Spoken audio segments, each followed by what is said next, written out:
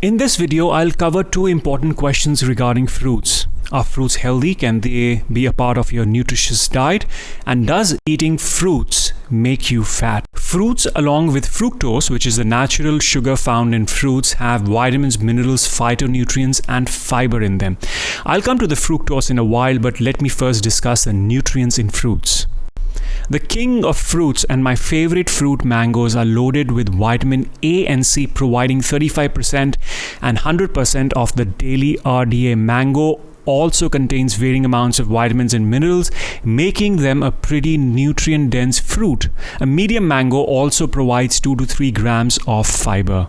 If you check out other fruits' nutrient profiles, you can see that they also contain varying amounts of vitamins, minerals, phytonutrients, and fiber. So far, so good. Please note, I am not categorizing avocados, lemons, coconuts, even tomatoes as fruits for the sake of simplicity. Officially, these are fruits, but most people generally refer to apples, bananas, mangoes, melons, grapes, oranges, and berries as fruits when discussing fruits. When it comes to the macronutrient content of any typical fruit, more than 95% of calories are from simple carbohydrates with very little protein and virtually no fat. So the key question is this: does the carbohydrate in the fruit, which is 100% fructose, is healthy for you? And does it make you fat? We already know that carbohydrates are classified as simple or complex. The simplest of sugars are glucose and fructose. Every cell of your body can use glucose. Now, glucose straight away goes into your blood, where it is picked up by the hormone insulin and directed into the cells all over your body. However, none of our body cells can metabolize fructose, so it straight goes to your liver. Only the liver can metabolize fructose. It's also important to note that you don't just get fructose from fruits. You get it from high corn fructose sugar, which is the artificial sweetener made from corn. And this sweetener is present in a majority of processed foods. You also get fructose from sucrose, which is the table sugar. Now, I've already mentioned that sucrose is 50% glucose and 50% fructose.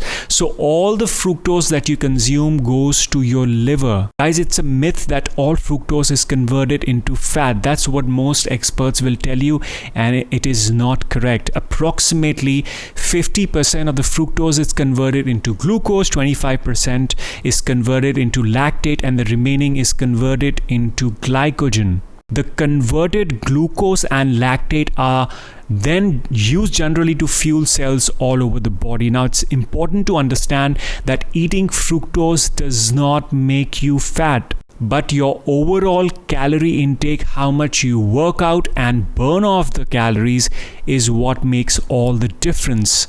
Our bodies have a limited capacity to store carbohydrates as glycogen, which is the stored form of carbohydrates in the body. Now, your liver can store approximately 100 grams of glycogen, and your muscles can store about 400 grams of glycogen. Of course, this may vary from person to person. Now, what happens when your glycogen stores are almost full because you've not been working out, or perhaps you've been eating a lot lately? In that case, a large percentage of fructose coming to your liver now gets converted into fat. This is because there is no need for energy, as more and more fat is stored in and around your liver, and you start to develop a condition called non-alcoholic fatty liver. Now, this is the visceral fat, the fat surrounding your organs, and is different from the subcutaneous fat stored beneath your skin. Now, fatty liver is a medical condition that can increase bad cholesterol and decrease your good cholesterol. It can raise triglyceride levels. Fatty liver can also cause insulin resistance, which then increases the chance of you developing type 2 diabetes. Bottom line, when you deplete your glycogen stores in the liver and your muscles with regular workouts, fasting, and eating a caloric deficit diet, the fructose that goes to your liver mostly gets converted into glucose and lactate to be used for energy. But when there is no energy needs, the liver has no choice but to convert most of the fructose into visceral fat. Now consider this chart. We have 4 profiles. The first profile is that of a person with a healthy A1C and fasting insulin levels. This person also indulges in moderate to heavy workouts like strength training, CrossFit, etc. at least 3 to 4 times in a week. This guy is earning his carbs. Yes, you have to earn your carbs, burn it off. And if he loves to eat fresh, seasonal and local fruits, he can easily include up to 3 to 4 medium units a day. He can add a banana to his smoothies. He can eat mangoes as dessert and even snack on berries whenever he feels like. Profile B also has healthy A1C and fasting insulin levels, but his workouts are not that intense. Therefore, limiting fructose intake to less than 50 grams may be a good idea for him. Please note, in any case, the consumption of sucrose, which contains 50% fructose, and high corn fructose syrup is not a good idea. They are very bad for your health. I will discuss them in some other video. Profile C is probably insulin resistant. His workouts are not that regular. Therefore, limiting fructose intake to less than 25 grams would be the best option for him. Lastly, profile D has type 2 diabetes. Therefore, it's a good idea for him to limit himself to only 1 medium unit of low sugar fruit. Now guys, not all fruits are the same. Some have high sugar in them, whereas some are low sugar. Here's another chart that I created for you. You can see the glycemic index and glycemic load values of 11 common fruits. Now the serving size of all fruits is kept at 120 grams. Now in the third column, the carbohydrate content is given for each fruit. Do note that fruits are mostly water. Some have more water, whereas some have less. Using the formula of glycemic load, we can understand which fruits raise the blood sugar the longest. The lower the glycemic load of a fruit, the better it is for you, especially if you have blood related issues. Notice the watermelon pretty low on the list. This is because it is mostly water. Even though its glycemic index is high, the carbohydrates in a 120 gram serving of a watermelon are only 6 grams. Therefore, its glycemic load is only for making it pretty safe for anyone to consume.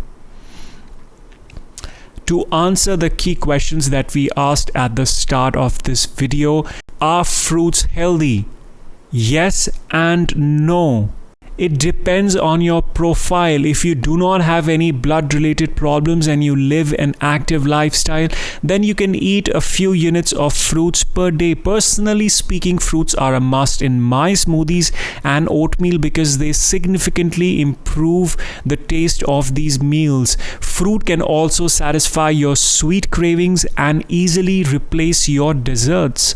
However, a large percentage of the world's population is suffering from insulin resistance and type 2 diabetes. Therefore, I advise caution for these profiles. It's a good idea to include low sugar fruits and keep your overall portion small to reduce your diet's overall glycemic load. So, can fruits make you fat? Yes, it can make you fat, especially your liver, if you don't burn it off. In the end, it's not a particular food, but your overall calorie content and not doing regular workouts is what makes you fat. Thanks for watching.